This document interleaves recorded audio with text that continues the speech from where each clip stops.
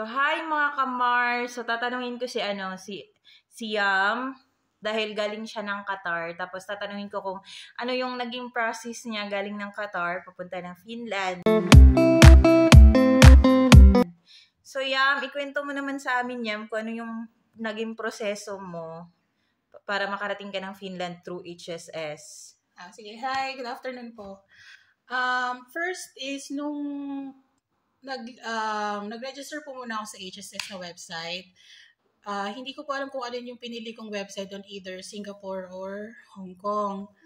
Pero, nung nag-register po kasi ako dun sa form na yun, sinulat ko yung totoo, ganyan. And then, nung nanghihingi na sila ng ID about parang sa HK ID or Singapore ID, minention ko na hindi po ako from Hong Kong. Hala talaga? Pwede pala yun? So in short, from the start, i-inform ko na sa form na yun na hindi ako tiga Hong Kong, galing po ako ng Qatar.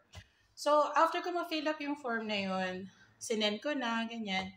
And then, nakatanggap ako ng email from HSS na pwede akong mag-take ng exam, parang mini-exam. Yung entrance exam nila? Entrance exam, yes. Ito yung basics sa experience ko po. Hindi ko po alam kung sa others will be the same. Pero ito yung experience ko. Nung na-receive ko yung email na yun about sa parang entrance exam na finish, nag-exam ako. Tapos nakapasa naman. And then, nung nakapasa na ako, nag-reply sila back sa akin through email. Tapos minention na nila, okay, sige, sali ka na sa ganitong WhatsApp group, makikilala mo na yung classmate mo. Parang may sinend lang sila na link. Yung para sa WhatsApp link. Tapos, nung sumali na ako dun sa WhatsApp link na yun, doon ko na na-meet yung mga classmates ko. So, kasabay mo mga taga Hong Kong? Ang kasabay ko by that time were from Macau, Hong Kong, Singapore, and hindi ko sure pero basta within that area. So, hindi lang Hong Kong. So, ikaw lang talaga taga Qatar? Yes. Okay. Tapos, meron din ako parang from Thailand. Hello? Tapos meron din akong classmate no na Indian. Hindi siya Pinoy, Indian siya, ibang lahi siya. So anyway,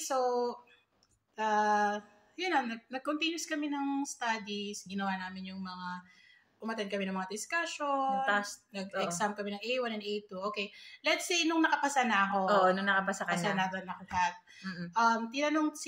In-instruction na nila ako na ano yung gagawin ko. Like, kailangan ko na magpa-visa appearance, ganyan, for residency. And then, parang doon ako doon ko ni-remind sila na hindi po ako from Hong Kong. Pero, kung yun yung parang pinaka-way ko para ma-process ko yung visa ko, willing po akong pumunta ng Hong Kong? Yes. Ay, grabe. Oo. Willing po akong pumunta ng Hong Kong para lang mag-process ng visa ko. Pero, aside dun sa email na sinend ko pong yun, sabi ko, pero, meron po akong other option na mas malapit sa Qatar na pwede po akong mag-process ng visa doon. Which is yun sa Abu Dhabi. Actually, may Saudi, Abu Dhabi, Dubai, may ganun. Pero pinili ko po yung Abu Dhabi na place. Kasi yun yung parang, nung time na yun, may available na schedule. Okay. So, yun yung pinili ko. Abu Dhabi na lang. Kasi yun yung madaling schedule na binigay sa akin. Pero through HSS pa rin yun. So, HSS pa rin nag-facilitate sa'yo. It's on my part na. Like, parang ang sinabi lang nila sa akin was, kailangan ko ng mga medical certificate, ganyan. Kasi yun yung ilalagay ko sa Enter Finland. So, in short, ako na yung naghanap. Like, ano yung hospital na pupuntahan ko. Okay.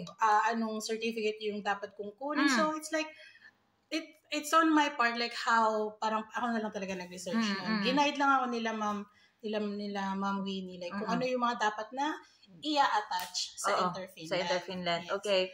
Tapos after nun, nung nandun ako sa Abu Dhabi, nakuha ko na yung schedule ko, visa appearance schedule.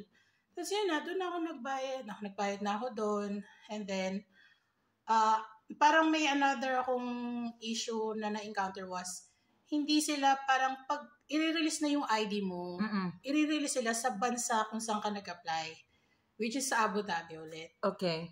So, no choice. Parang, okay, sige, babalik na lang ako ng Abu Dhabi para lang i-pick up. Okay. So, in short, pumunta lang talaga ako ng Abu Dhabi para visa appearance, mag-biometrics, mini-interview. Okay, sa Abu Dhabi. So, ang itutulong lang pala ni HSS sa'yo is yung studies lang talaga. Exactly. The rest, kailangan mo nang mag-find ng way. Yeah. So, ako yung nagbayad ng ticket ko. Ako yung nagbayad. Ganun din naman sa amin eh. Ayun. Ako yung nagbayad din sa parang VFS Global na fee. Okay. So, ganun. So, sa HSS din. Kaya, kailangan nyo ng, kung sa tulong lang, alam nila kung saan ka banda, tapos hahanap ka din ng paraan para sa'yo. Exactly. Kasi, technically, ang kinikater lang talaga ng HSS is for Hong Kong and Singapore. Kasi nga, meron na doon finish mission na hindi na sila luluwas. On my part lang kasi, merong VFS Global sa Qatar, pero ang pinoprocess lang nila doon was student visa and tourist visa. Pero kapag working visa or residency or family, hindi sila nagpo-process doon sa Qatar. So that's why kailangan kong lumuwas ng ibang bansa. So, ganun. Then, yun na yun. Tsaka nagkita tayo doon sa airport, di ba? Yes. Yung sa ticket naman, ako na lang din nag-decide.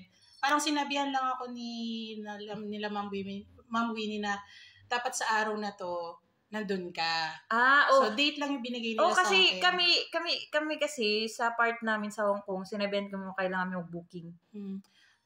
Bali, ako na yung nag-book ng sa akin. Yung time, ako na yun. Sinabihan lang ako nila Ma'am Winnie na dapat sa araw na to, nandito ka doon sa terminal. Kasi, meron kang mga kasabay. So, that's why nung pagdating ko, ang una kong na-meet si Ate Joanne. Kasi galing siya ng London. Yes. Tapos, parang lunchtime kami nun. Tapos kayo, parang mga 5 p.m. hapon na kami. So, naghintay pa kami nun. So, yun na. So, yun lang yung process niya galing ng Qatar. Kung gusto nyo mag-apply, yung willing talaga kayo, di ba? Yung willing list nyo na lang talaga na gustong-gusto nyo. Hahanap din ng paraan si HSS. Pero, yun na nga, yung sabi ni Yam, kailangan nyo din maghanap ng sarili nyong paraan, di ba? Exactly. Bye!